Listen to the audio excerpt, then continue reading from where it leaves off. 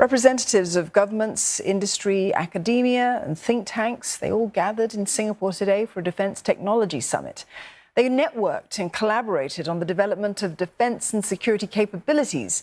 One focus was on how digital and dual-use technologies have reshaped the nature of combat. A key speaker was US General Paul Nakasone, the head of the United States Cyber Command and director of the National Security Agency. Now, he took part in a fireside chat to discuss what's working in his space and where things need to improve. We have to continue to be very, very aggressive in terms of being able to drive the bar higher. I think that we have a good start here. We have a great start in terms of, what countries here and what we've been able to work with ASEAN nations to be able to share and to talk about the future. But individually, I think all countries have to think much differently about how do they secure their data, how do they secure their networks, and how do they secure their weapon systems. These are things that, traditionally, I think we've given short shrift to. Well, before General Nakasone's fireside chat, he sat down for a broadcast exclusive interview with CNA's Steve Lai. And Steve started by asking him how the rapid rise of artificial intelligence changed the game for cybersecurity, both as a threat, but also as a tool to counter that threat.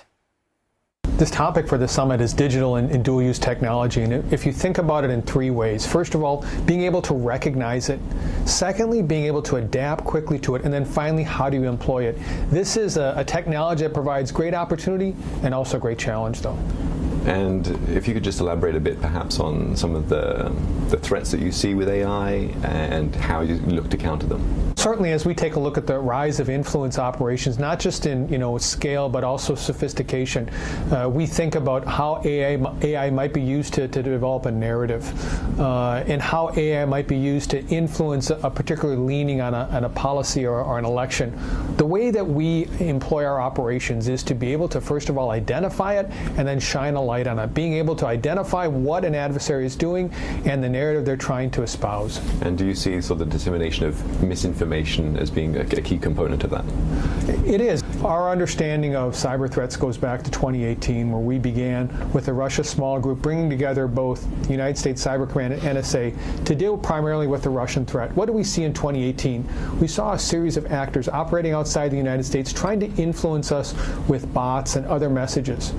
What did we learn? First of all, that you have to do three things. First of all, you have to understand the threat. Secondly, sharing information. And third, taking action.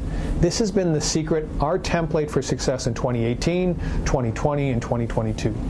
And as we've seen with the US and the China relationship, trade is now sort of closely intertwined with national security issues, geopolitical risk, and the like. Help us understand how that gets complicated by dual-use technology that you mentioned earlier, and even social media apps like TikTok. We saw just recently, TikTok CEO was grilled in a congressional hearing. Let's make sure that we set foundation of what the United States looks for here in the Indo-Pacific region. We look for a free, open, and prosperous region.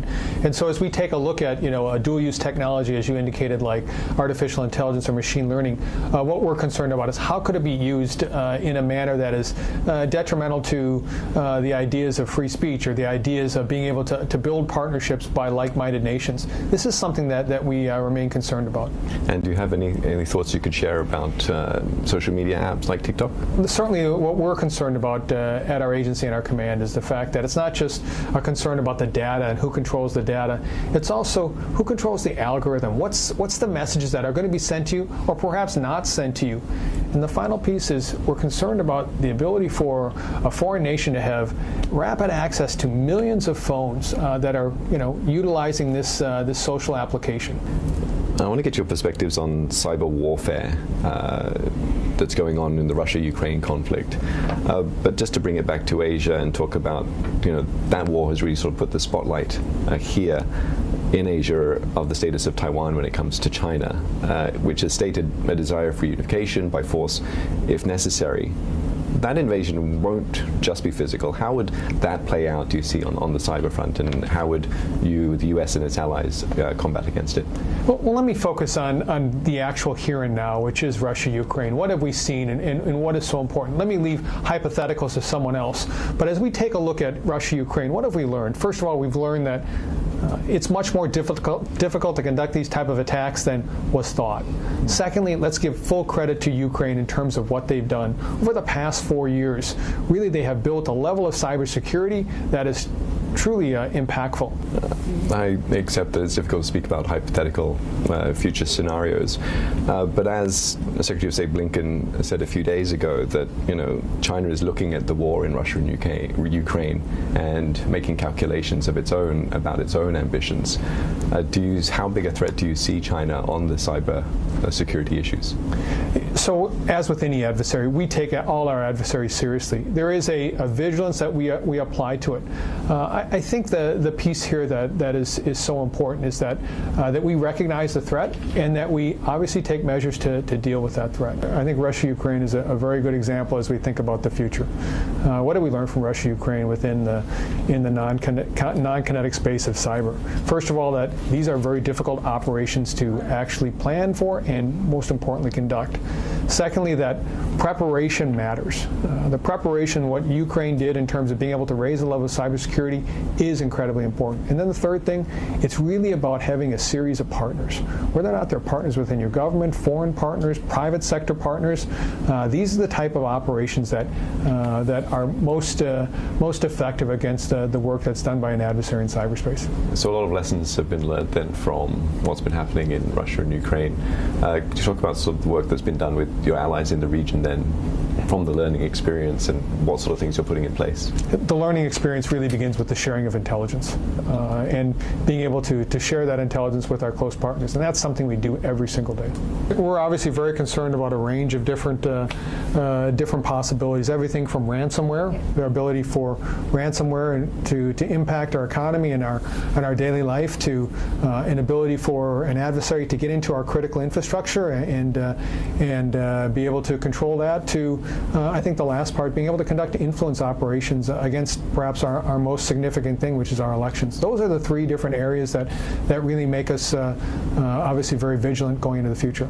Now, China and North Korea, another country, for example, have been accused of regular attempts and activities in this regard when it comes to cyber espionage or cyber warfare. What does it involve, and how does the U.S. look to counter that? Well, the way that we address these operations in the Department of Defense is through a strategy called Defend Forward. How do we at U.S. Cyber Command, operating outside the United States, persistently engage with our adversaries? How do we both enable our partners and act against these adversaries? An example of this is Hunt Forward operations.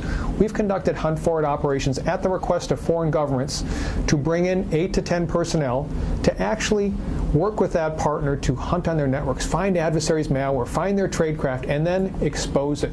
This has been done in 22 countries on 70 different networks over the past several years.